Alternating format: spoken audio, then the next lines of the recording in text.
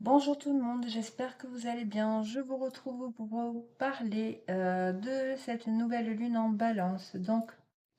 Les mouvements lunaires permettent vraiment d'ouvrir les portes de l'inconscient, de l'âme et de retrouver sa véritable essence cachée.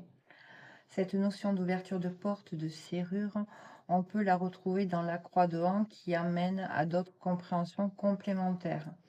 Les positions de la Lune dans un thème lors de nouvelles lunes ou de pleines lunes permettent d'identifier le domaine inconscient qui est concerné par cette ouverture et qui demande à devenir conscient.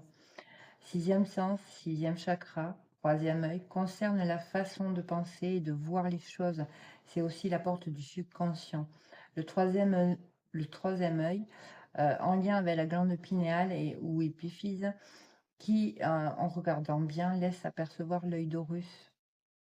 Cette porte qui s'ouvre au moment des mouvements lunaires laisse apparaître les secrets du subconscient, les traumatismes refoulés, enfouis au plus profond de notre inconscient. Cette ou ces ouvertures permettent d'accepter de dépasser des mémoires et des projections au point de les sublimer en conscience en développant l'humilité, la compassion et l'amour envers soi-même et envers la cause de ces traumatismes. C'est l'amour l'enseignant. Donc avant de commencer, je voulais vous parler de cette éclipse solaire qui va être conjoint à cette nouvelle lune et qui va amener des énergies très puissantes. Donc les éclipses sont des portails qui s'ouvrent pour laisser passer des ondes qui vont venir choquer, s'entrechoquer dans la matière. Donc nous avons eu au cours de la pleine lune dernière une éclipse lunaire qui a provoqué un choc à l'âme. Pour cette nouvelle lune, nous avons une éclipse solaire qui va provoquer un choc à l'être, à l'esprit, qui va influencer et apporter de nouvelles informations à notre conscience, provoquant une transfiguration. Cette éclipse va vraiment amener des transfigurations dans notre psyché.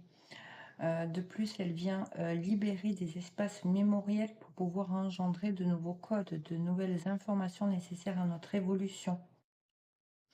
C'est comme libérer de l'espace sur un portable quand la mémoire est saturée et qui fait que ce téléphone n'arrive plus à fonctionner ou à enregistrer de nouvelles informations. Eh bien là, c'est pareil.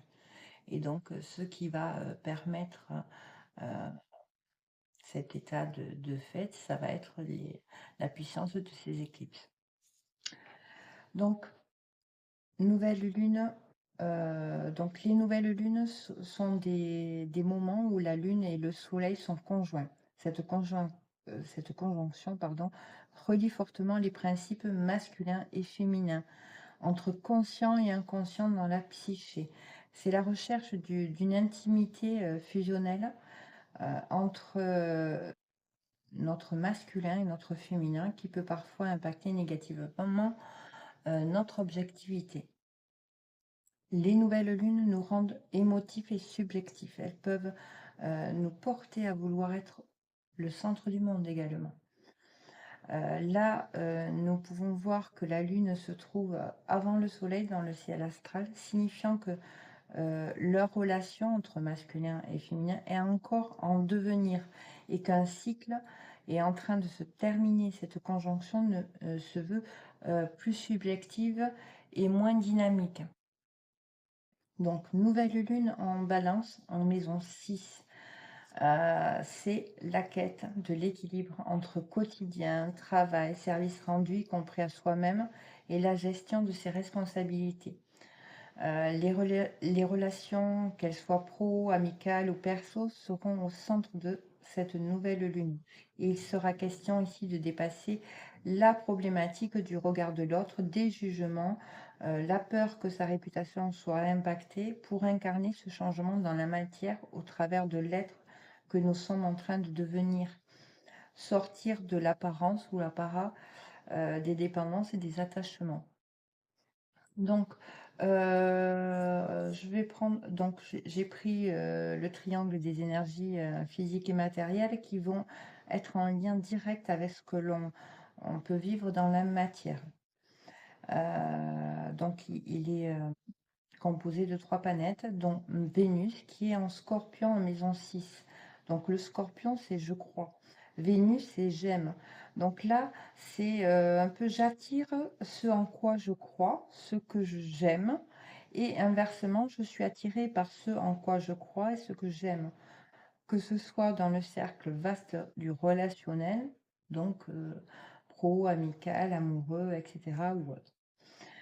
Dans ce placement, Vénus nous parle d'opportunités de croissance, d'apprentissage, de compréhension progressive qui découleront du fait de savoir s'adapter à diverses situations en passant par la communication, l'échange, qui pourront être évolués, qui pourront, pardon, faire évoluer notre pensée et déclencher une ouverture d'esprit plus grande.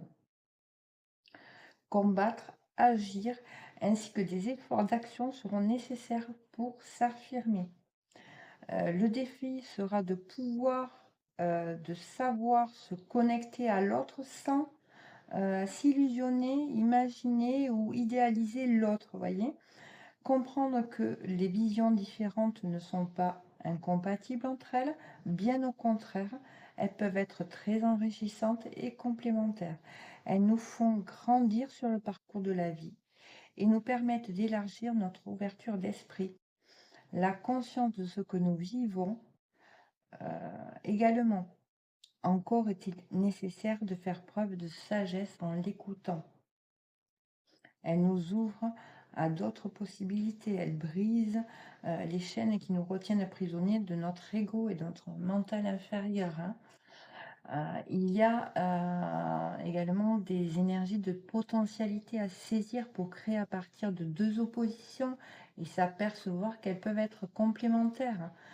Bien sûr que cela, pour cela, il va falloir oser s'exprimer.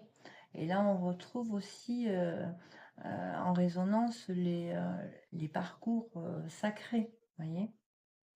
La seconde planète de ce triangle est Mercure qui sera en balance en maison 6, conjoint à la Lune et au Soleil. Donc Mercure, c'est je communique. Donc là, il est question de je trouve un équilibre entre ce que je ressens, ce que je communique, ce que je pense et qui je suis, en osant exprimer ma singularité, ma conscience, ma volonté qui feront que je nourrirai mon émotionnel d'énergie positive tout en sachant suivre mon instinct, mon intuition et me protéger le cas échéant.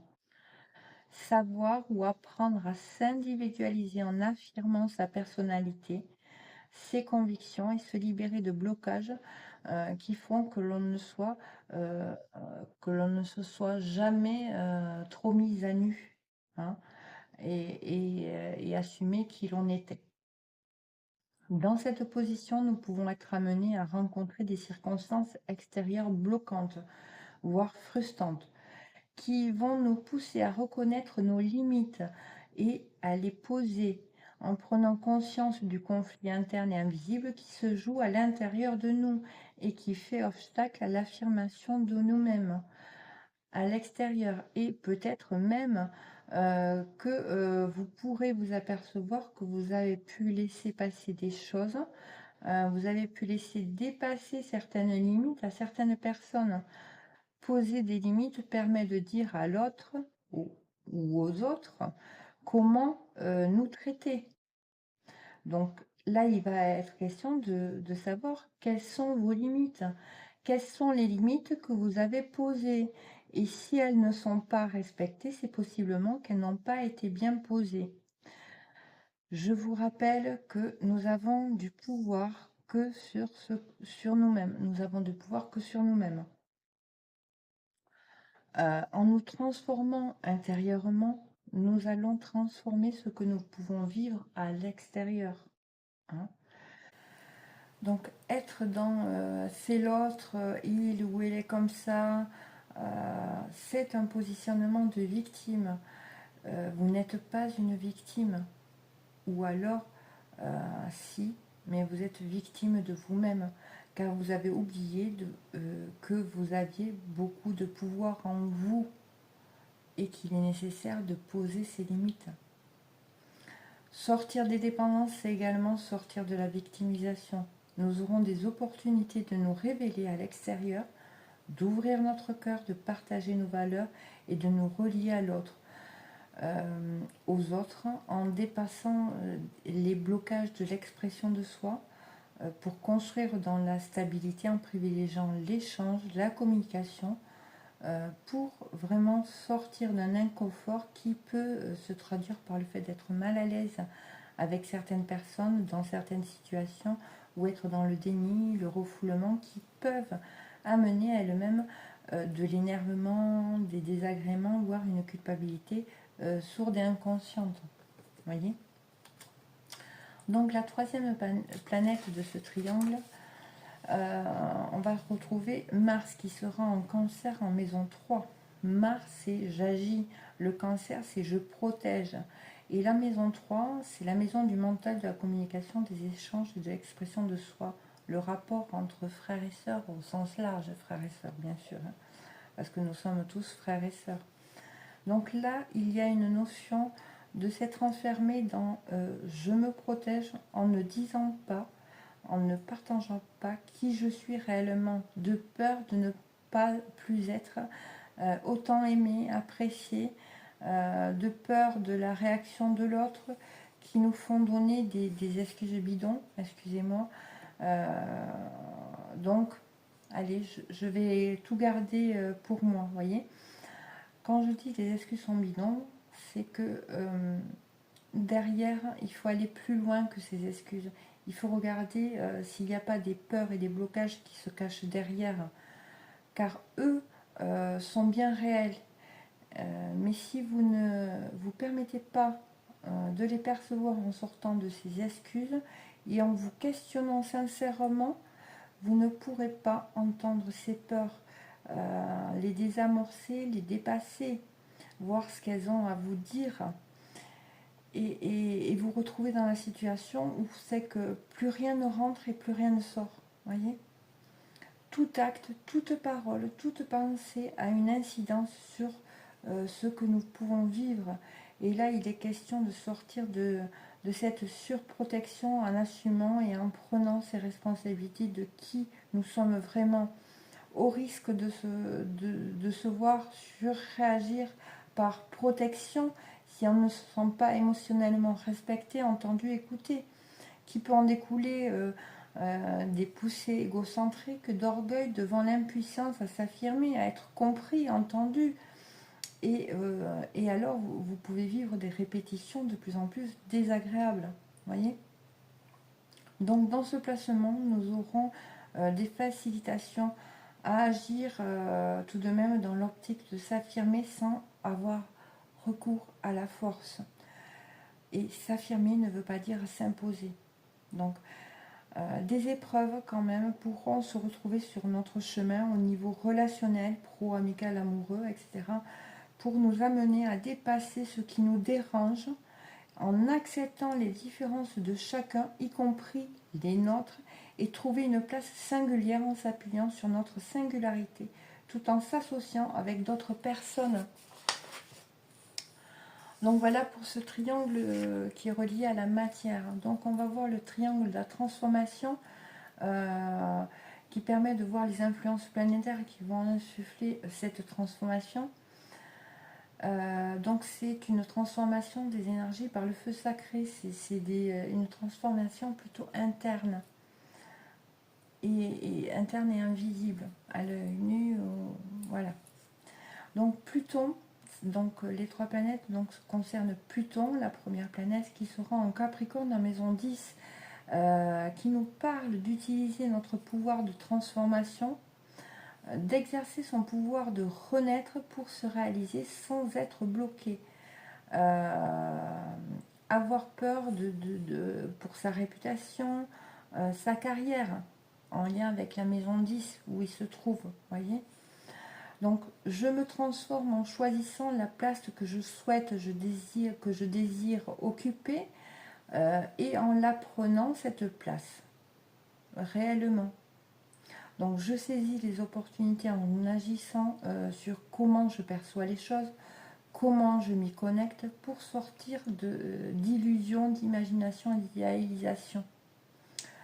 sortir de cet inconfort, d'être limité ou de se limiter dans son être en résonance à ce que les autres souhaitent, veulent de nous également. Ensuite, nous avons Neptune qui est en Poisson en maison 12. Donc, la maison 12 nous parle des ennemis cachés, de longues épreuves, de secrets et d'isolement.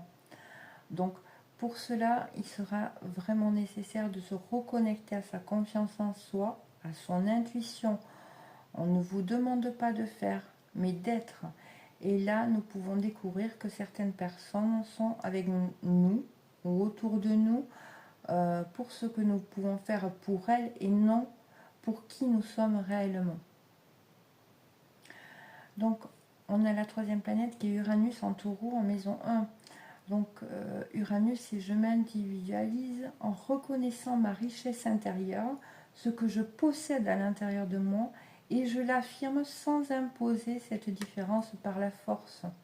Donc, le défi sera de savoir élargir ses horizons, ses perceptions, voir plus loin, au-delà de la matière, dépasser des dépendances, des attachements qui peuvent nous empêcher par amour pour l'autre et filiation à certaines personnes de prendre sa place, faisant naître des tensions dans des relations, nous soumettant à faire des choix inappropriés pour nous, mais bénéfiques pour d'autres personnes. Donc l'individualisation, c'est l'expérience par l'action de l'expression. Se prioriser, se donner de l'importance pour trouver ça et prendre sa place. Sortir de la dispersion, de l'éparpillement, de l'impatience qui peuvent emmener des instabilités, des coups de tête que nous pourrions regretter par la suite. Donc voilà, pour ce qui concerne le triangle de la transformation par le feu sacré. Nous passons au troisième triangle, le triangle de l'incarnation qui va un peu nous résumer les transformations qui vont être impulsées par ces placements planétaires et qui peuvent amener des informations complémentaires. Donc, et là, donc on va commencer par le soleil qui est en balance en maison 6, conjoint à la lune. Qui est en recherche d'équilibre. Là, il y a une notion de rechercher l'équilibre en respectant son bien-être dans son travail, son quotidien, en écoutant ce que nous ressentons, en écoutant son émotionnel, son intuition.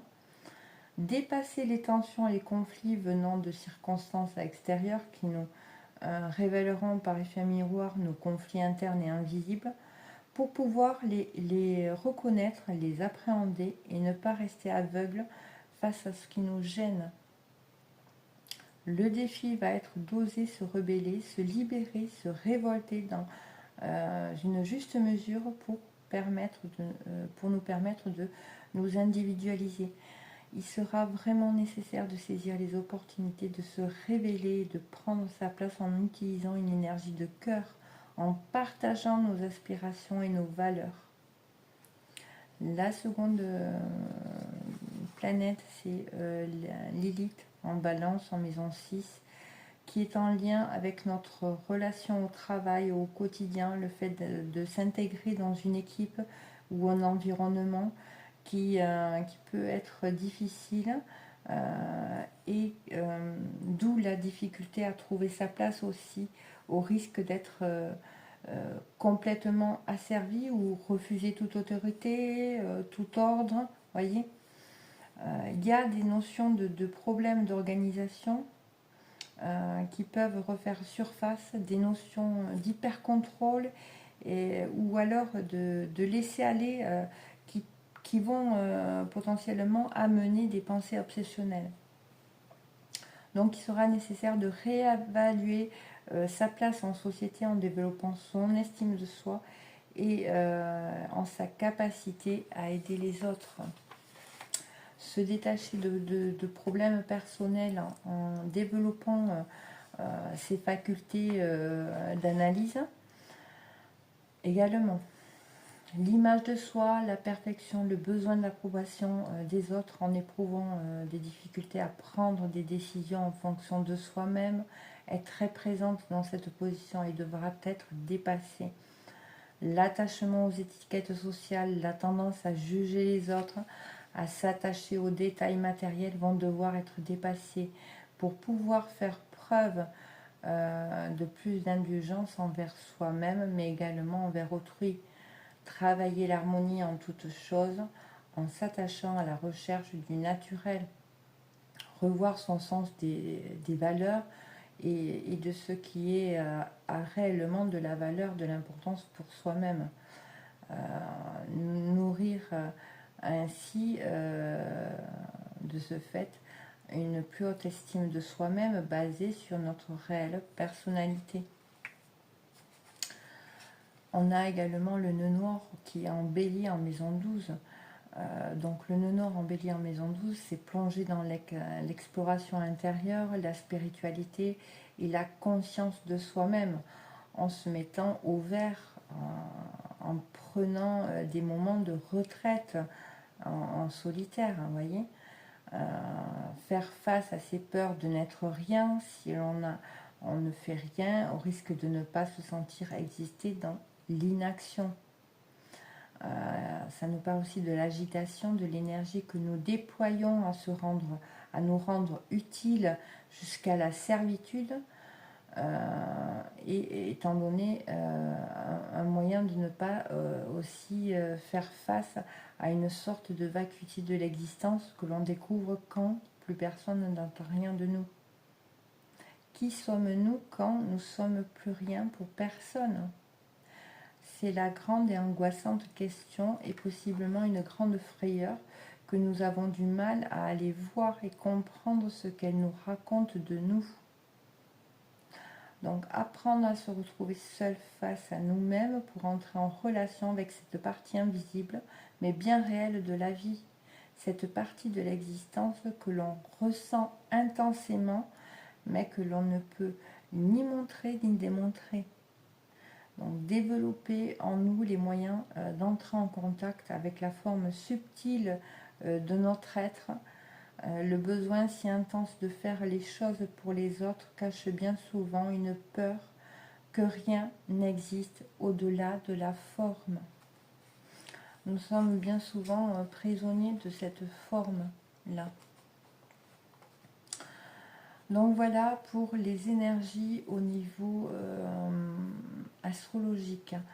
Maintenant, je vais vous parler un petit peu des aspects numérologiques.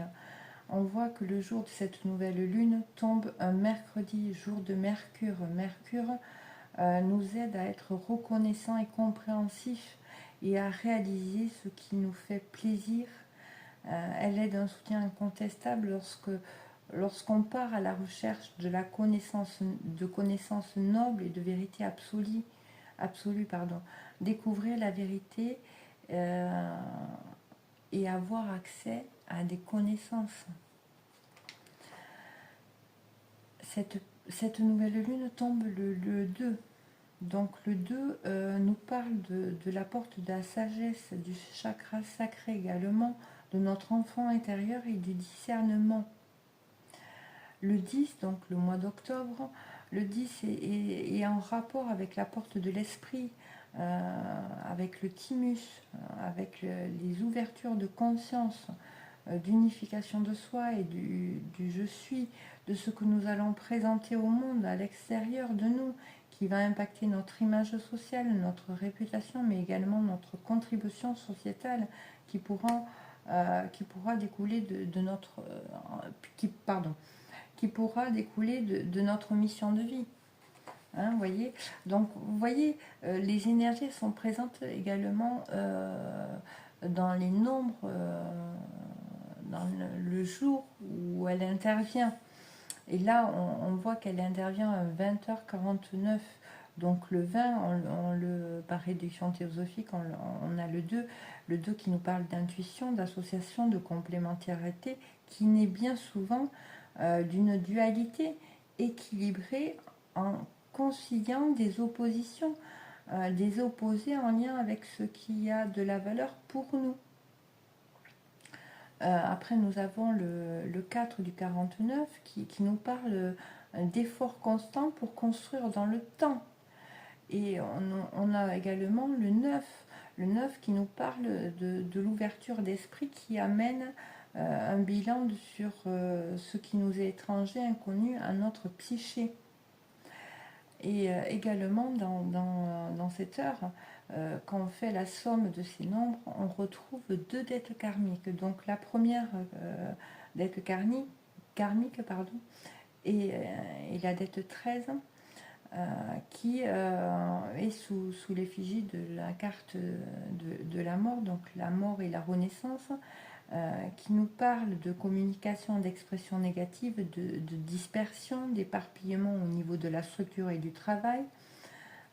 Et là, il y a bien des notions d'effort de travail non accompli de par des attitudes superficielles, égoïstes, laissant les autres faire agir à notre place en lien avec le rapport à l'autre et aux autres, voyez.